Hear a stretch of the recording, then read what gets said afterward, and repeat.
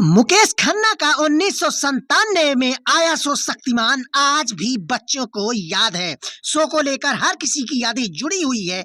ऐसे में मुकेश खन्ना ने घोषणा की है कि शक्तिमान फिर से लौट रहा है।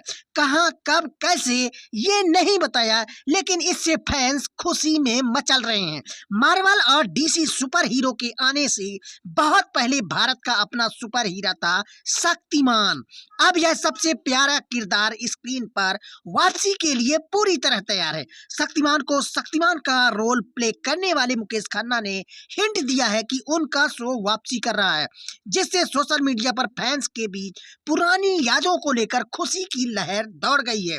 शक्तिमान को मुकेश ने इंस्टाग्राम पर एक पुरानी फोटो और एक वीडियो क्लिप शेयर की है और उन्होंने एक फोटो के साथ जानकारी दी है कि शक्तिमान लौट रहा है।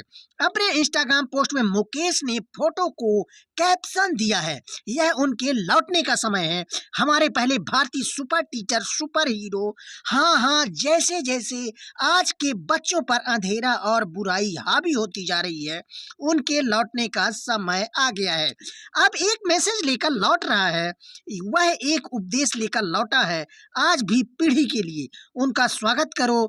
दोनों हाथों से पुरानी यादों से भरे फैंस ने इस खबर का जश्न मनाते हुए सोशल मीडिया पर कमेंट की बाढ़ लगा दी है।